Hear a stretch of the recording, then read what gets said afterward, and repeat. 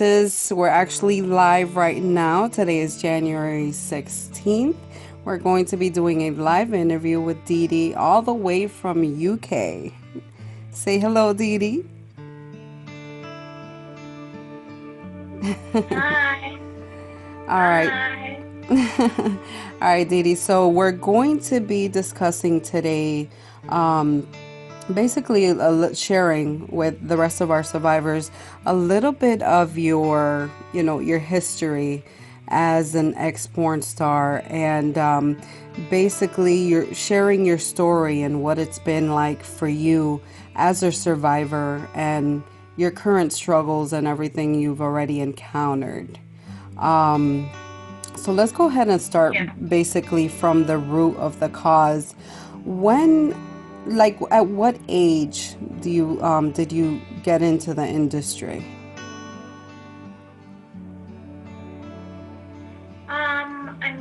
I started dancing in a gentleman's club at the age of 18. So I would say as soon as I turned 18, I was into the adult industry. And from dancing in a club, I moved on to glamour modeling, topless modeling, and then into the pornographic industry. So it was a slow journey, but I made it, from dancing in a club to making movies basically, and other adult work as well. So from the age of 18. Okay, yeah, that's pretty young. What do you feel was that something that you voluntarily wanted to do, or was that more like I had no choice, I needed to survive type thing?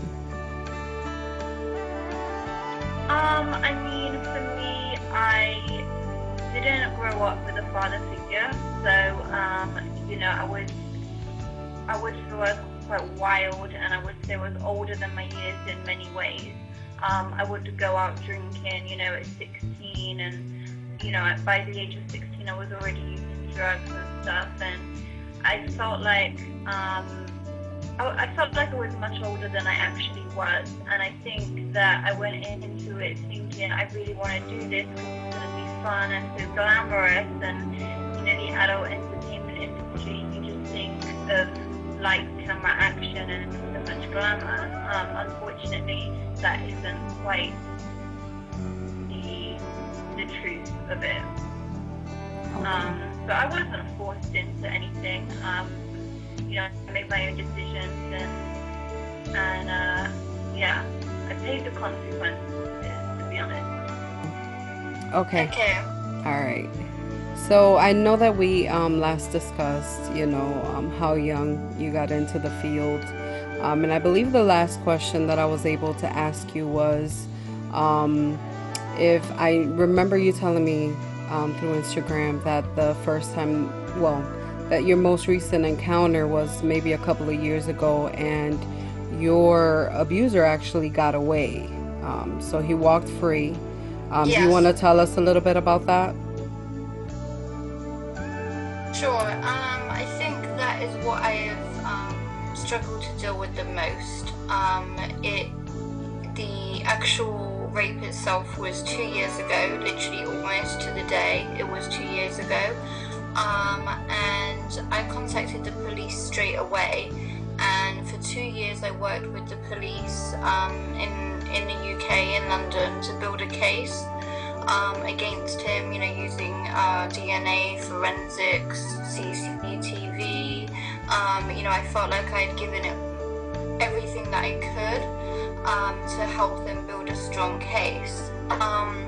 Unfortunately, in the UK, I believe maybe you guys call them the DA, we call them the CPS. Okay. And it is essentially them who decide whether a case gets to go to trial or not. It isn't the police. So the police had put together a very strong case, in their words, for the CPS, and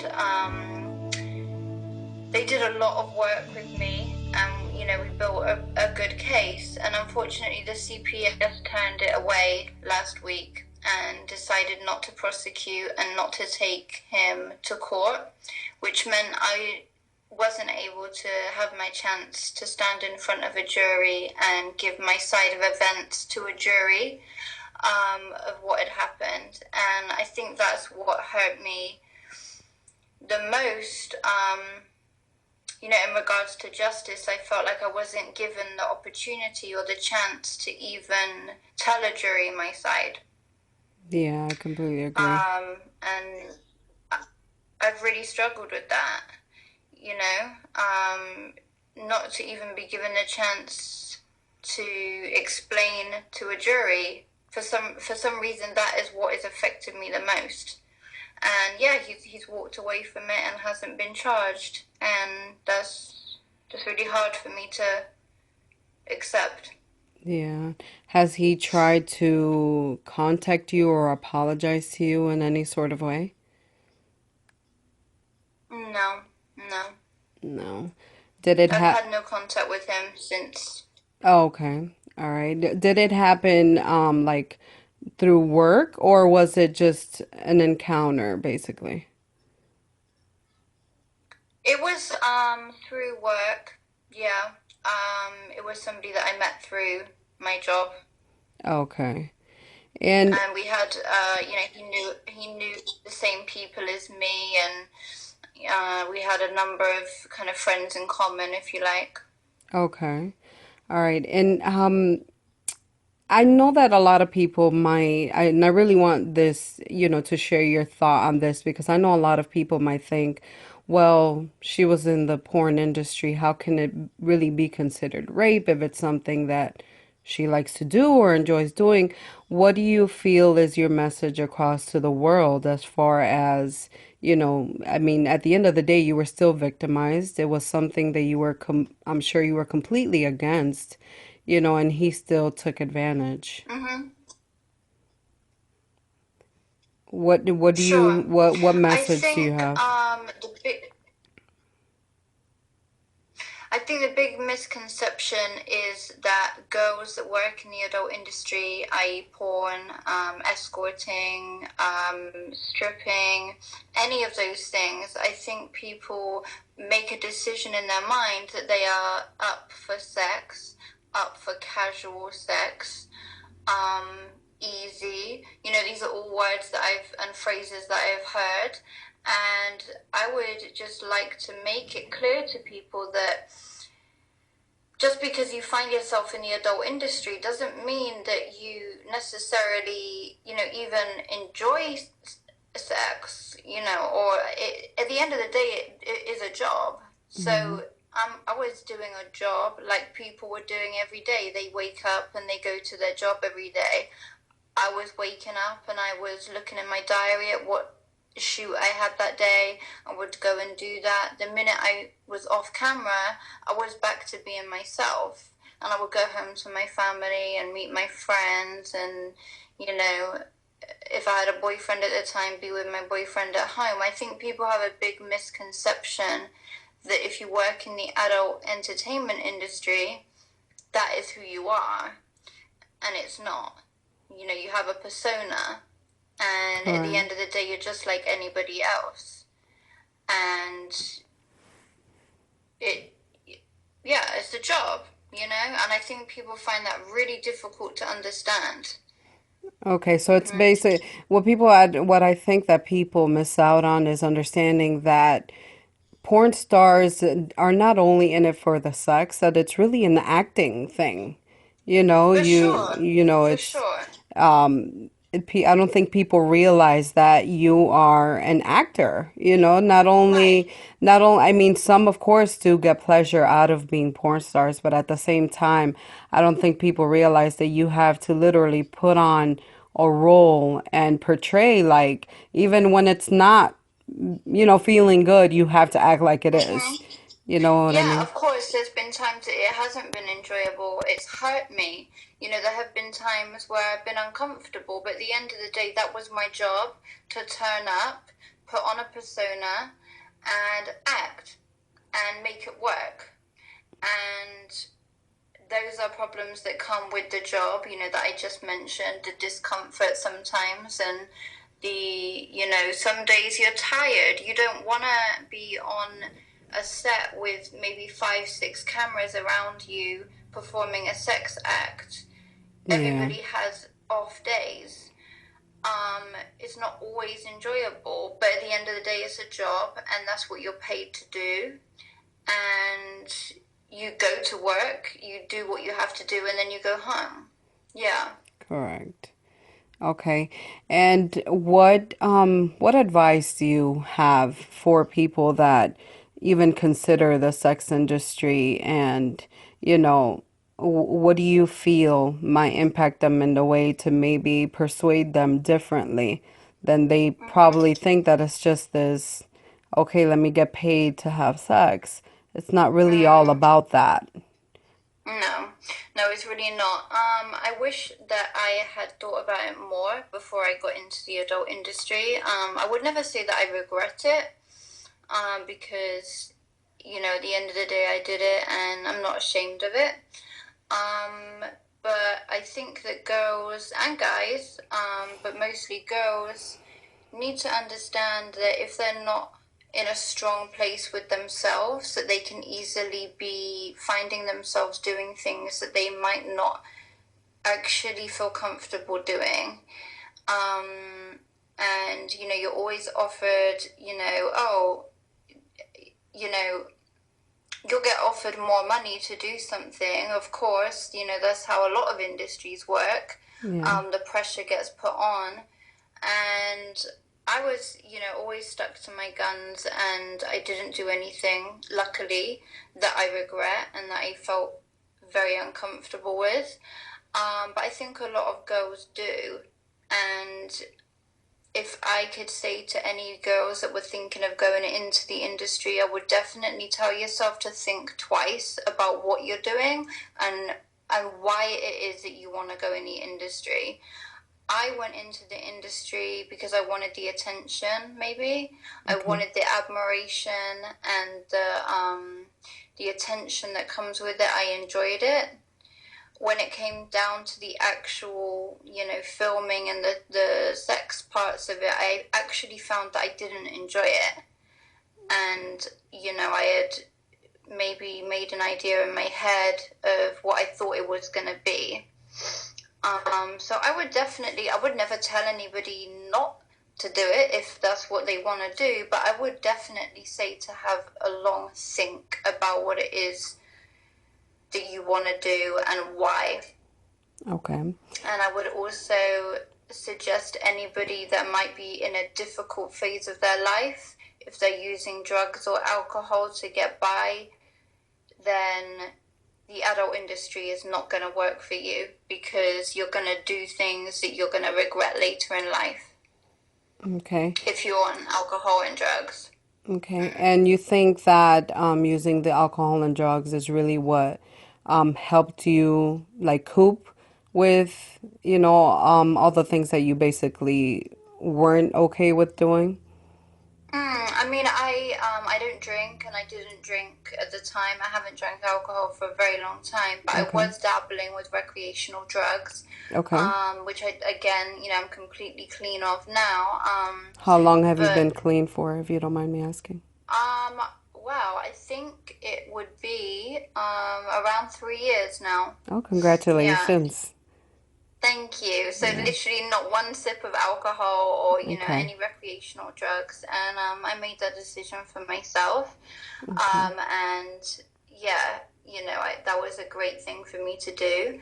But I see a lot of girls having to get drunk or, use recreational drugs to be able to put up with the pressures of the industry and what they're doing. And my worry is that whilst they are under the influence of a substance, a couple of years down the line, when they realize what they did at that time, they're going to feel heartbroken and they're going to feel mistreated and they're going to feel used. Of Because course. at that moment in time, they did it because they were under the influence of a substance. They didn't do it because they wanted to. And it's not going to take until a little bit later down the line that they quite realize, um, that they did it because they were on Under the drugs and using influence. alcohol. Yeah. Yeah, Yeah. And so let's go back to your story, being a rape survivor.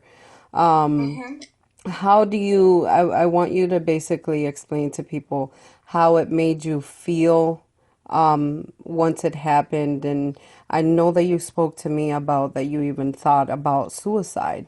So I'd like for you to Yep. share, and I know because I've been there. So I'd like for you to share, I guess, your experience as to how you felt afterwards and what made you come this far along and not give up, basically. I mean, I would say the straight away feeling that I had was confusion. That was all I felt. I was very confused. It didn't register in my mind straight away what had actually happened. It took me, I would say, a couple of hours. Camera was still going. Yep. All right, we're good. Okay, so yeah, I would say the initial feeling that I had was definitely confusion. Okay. I would say it took me a couple of hours to actually realize what had actually happened to me. And I just couldn't work out in my head what and why that had happened. And I never thought it was going to be me. I think that's a big thing. You never think it's going to be you. Yeah. And unfortunately, it was me this time. And I was just so confused. And then I became emotional. And, like I said earlier, was the police had this case for 2 years before a decision was made. And within that 2 years, I had other problems in life, even just problems that normal people have, seemed to be more difficult for me to deal with because of this weight on my shoulders. Yeah. And I just didn't reach out and talk to anybody about it because in my mind, it was being dealt with by the police and it was gonna go to court, and that was when I was gonna deal with it. I was definitely putting it to the back of my mind, Okay. um, to deal with at the time when I found out about court, and then obviously I found out that it wasn't going to court, and that's when I actually realized that I had to deal with this and heal myself in a completely different way to what I originally thought. I thought justice was what was going to make me okay again. Yeah. And I've had to understand and realize that I'm not going to get justice. So I need to find another way to get myself through this. But yeah, I've definitely suffered, I've had multiple suicide attempts since it happened. Um, Times where I have just felt like I can't cope. And I'm sure I'm not alone when I say that. No, of course not. Um, what what do you think? Because I know that the time that it happened to me, that I had attempted, it was literally like a slap back to reality in a way because I woke up the next day thinking that I'd be gone.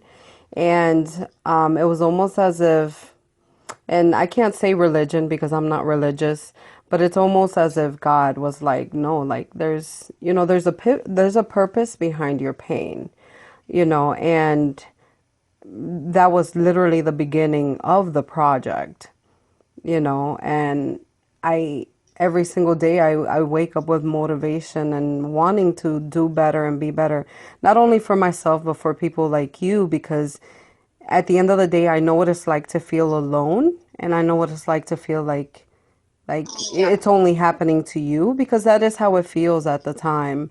But I think it's relieving to find that there are other people going and struggling through the same thing, you know. What made you basically, because I know you had reached out to us, so what made you reach out to the Mayimba project?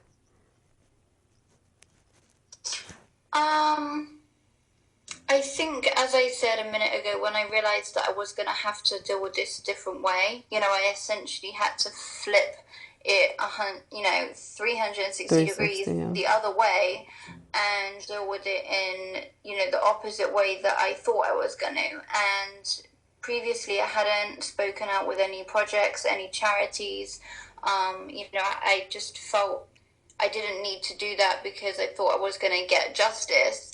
Right. When that flipped over on me, I just suddenly felt the need to reach out and contact somebody. And I actually came across your page on Instagram, and I think I read maybe five of the kind of most, top posts, excuse me, at the top of the page. And it just really spoke to me. Your page really spoke to me. And I guess a sense of relief went through me That's good. because I was reading these posts, and it might seem so irrelevant to some people, just one Instagram post that puts into words how I was feeling, but it touched me and it spoke to me. And then I obviously visited your website and I read some of the other stories on there, and I just felt so relieved, Yeah. relieved. And obviously then I got in touch with you, and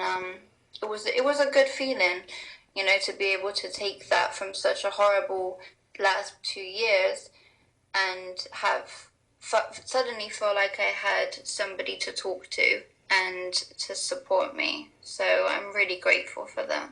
Thank you. I really appreciate that. I'm truly, truly happy and proud of you. I'm sure you don't hear that often, because it does take a lot of courage. And, I've been doing this for years, and I think that the hardest part for people is coming to terms of the experience that they had. And they're always like, well, how do I switch it around to a positive thing? And to me, it's really mostly been So, about literally not holding it in anymore.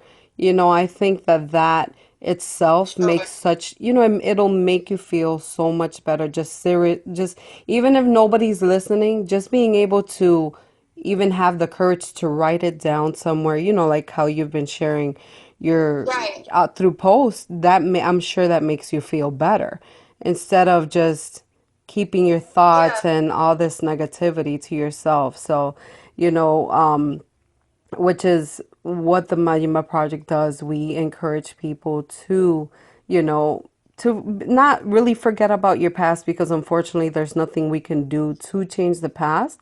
But what we do is do focus on the future, Mm-hmm. and For sure. I know that you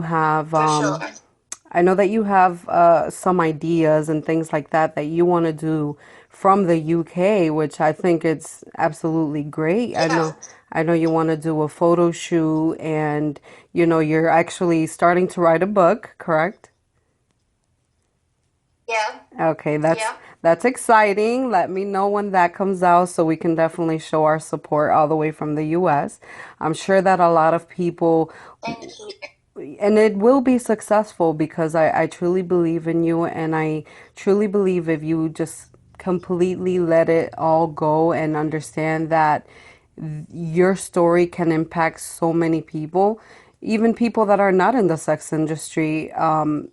Clearly, I myself have never been, Right. but just listening to you, even if that was a thought in my mind, I'm like, well, no, I don't want to go through those, troubling times and things like that. And it might encourage people Mm-hmm. to just take a different route just by simply listening to your story, you know?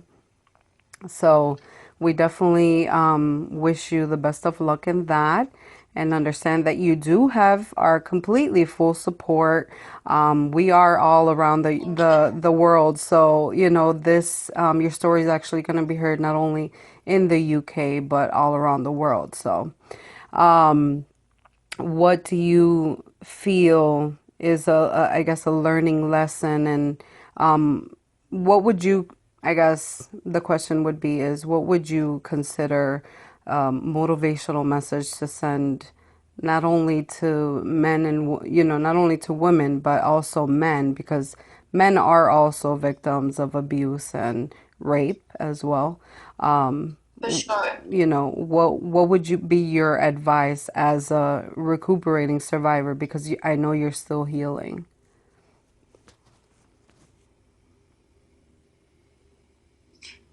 My advice to anybody that has suffered anything that I've mentioned or that you guys help people with, I would say is just to accept the fact that you've been hurt and accept the fact that something horrible has happened to you.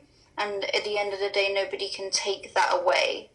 Um, However, you can move forward from it. It doesn't need to be something that defines you or the rest of your future.